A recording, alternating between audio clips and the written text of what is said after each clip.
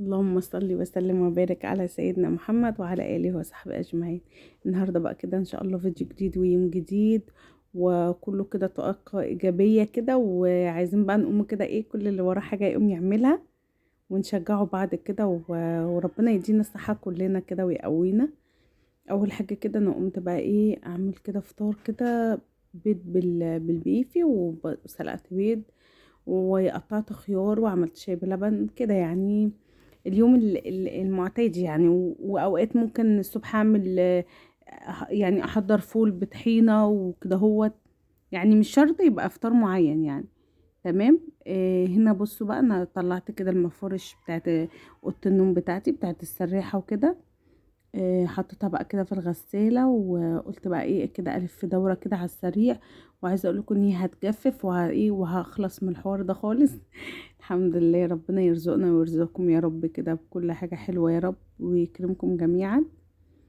قلت بقى وهي الغسالة كده بتغسل، انا بقى ايه هدخل كده اروق اوضة كده ايه واظبطها. طبعا عايزة اقول لكم ان انا صورت معاكم اجزاء من الشقة، يعني ما صورتش كل حاجة. اول حاجه بقى كده حطيت الغساله هي تغسل كده مع نفسها، وانا بقى ايه دخلت كده ايه عايزه اخلص الاوضه بتاعتي اروقها وامسح الارض كلها كده بمعطر كده واظبط الدنيا. فدخلت بقى هنا اوضتي بقى كده ايه هشيل الملايه اغيرها واظبط بقى ايه دنيتي. طبعا لو اول مره بتشوفوني بقى انا اختكم غاده، يشرفني ويسعدني وجودكم عندي في القناه. وانا بتشرف بيكم دايما وبحبكم كلكم قد الدنيا كلها وقد البحر وسمكاته. ربنا ما يحرمني منكم ابدا ابدا يا رب، ودايما جنبي وحواليا.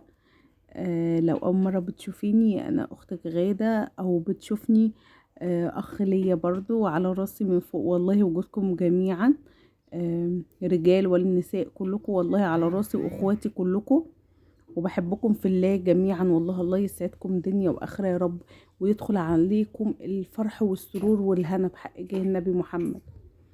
طبعا عايزه اقول لكم بقى ايه انا كده قلت هرتب السرير الاول وانفضه. حطيت ملايه نظيفه وطلعت بقى الحاجات اللي في الغساله. بصوا انا لما باجي انضف بعمل كذا حاجه، بس مش حاجات بقى ايه يعني، هي الغسالة كده كده بتغسل مع نفسها، فمش حوار يعني، فاهمين قصدي. هي هتغسل وتشطف وتعصر مع نفسها. وفي نفس الوقت انا بقى ايه بخلص بقى الأوضة عندي، ارتب اوضتي مثلا على بال ما الغسيل يخلص هاخده وانشره تمام كده.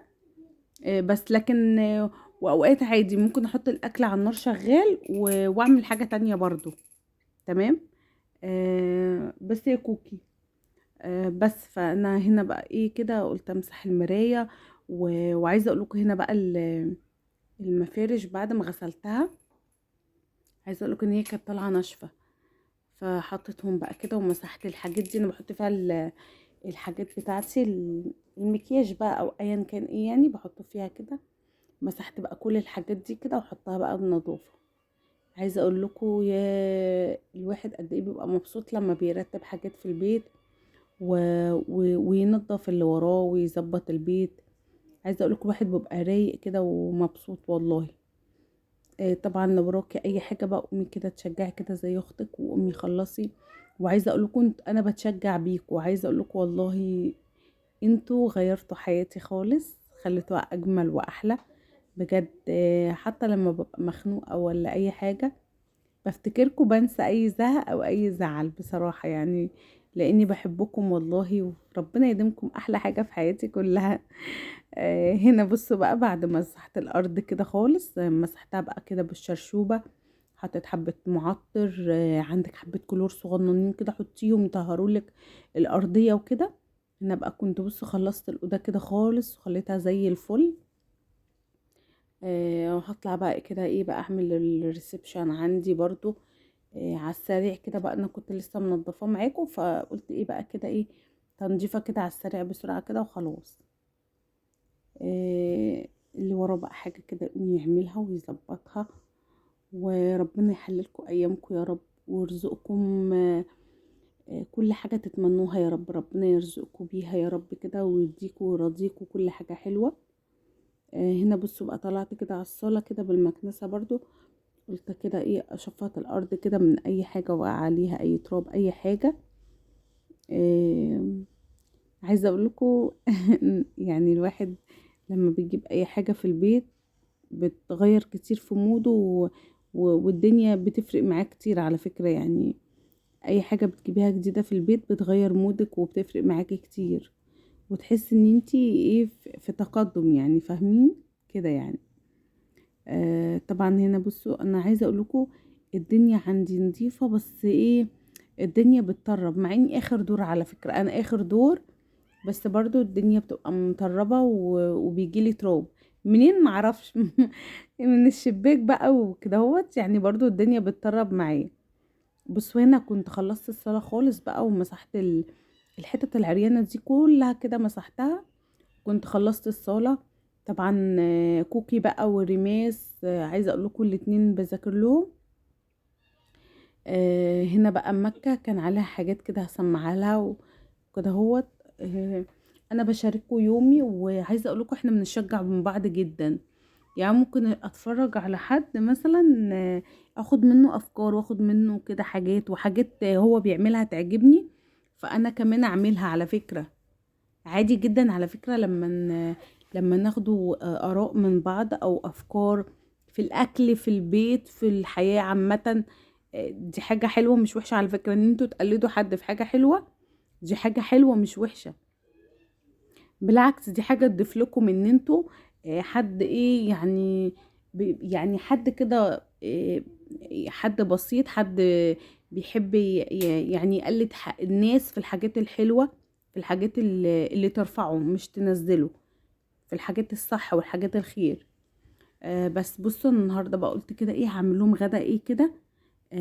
غير بقى الطبيخ وكده، انا على فكرة بحب الخضار جدا، من عشاق الخضار الطبيخ. بحب الخضار والحاجات دي، عايزه اقول لكم ان هي بتفيد الاطفال وبتفيدنا احنا كمان، وبتدينا قيمه غذائيه عاليه طبعا. فالنهارده بقى بصراحه يا كوكي اسكتي بس اصبري فهنا بقى ايه قلت كده ايه همسك، عملت بقى قطعت بصل، فلفل الوان، فلفل احمر، فلفل اخضر، طماطم. تمام، وعندي زيتون برضو هحطه. هعمل لهم كده فطاير. انا عجنت العجينه طبعا بميه وملح بس، وعجنتها حلو جدا 5 دقايق، وبعد كده سبتها ترتاح براحتها، ولا حطيت خميره ولا اي حاجه خالص. تمام. بعد كده قطعت الحاجات دي كده ايه وهحطها ايه على جنب، وجبت جبنه موتزاريلا ماشي، وجبنه تركي مبشوره، وكمان بسطرمه. عايزه تحطي سجق براحتك، اللي انت حباه احشيه. عايزه تحطي جبن بس براحتك، عايزه تحطي جبن قريش مع مع الخلطه دي برضو الخضار ده تمام، بس حطي زيتون اي حاجه كده تحدقها. تمام. قلت بصراحه تغيير والجو بقى ايه يعني بدأ الدنيا تحرر وكده، فحبيت بصراحه اعمل لهم كده يعني. وشرط عليهم يعني قلت لهم تحبوا تاكلوا ايه النهارده. بحب اعمل الحاجات اللي هم بيحبوها كمان، وبرضو بخليهم ياكلوا خضار، لان الخضار فيه فايدة كبيرة جدا. والفلفل الالوان عايزة اقول لكم ان هو مفيد جدا وحلو جدا، بجد يعني، بجد تحفة يعني. عايزة اقول لكم كمان طعمه مسكر، يعني عارفين انتوا لما تحطوه مع خضار وكده طعمه مسكر، لو عملتي بيه السلطة مفيد جدا ومغذي جدا جدا. الطماطم بقى، الفلفل الاصفر الاخضر كل الخضار ده حلو ومفيد ويعني بجد بيفرق يعني، بيفرق في البشرة وفي في الفيتامينات في الجسم، حلو يعني. تمام. انا بقى هنا قطعت كده الفلفل والحاجات دي كده اللي انا قطعتها، وعجنت العجينة من قبلها. طبعا اول حاجة تعملي العجينة وتخليها على الرخامة على جنب. بس عايزة اقول لكم ان هي حلوة جدا، اكلة حلوة وخفيفة، آه، يعني مختلفة. انا عايزة كده كل يوم اعمل لهم اكلة مختلفة ان شاء الله باذن الله.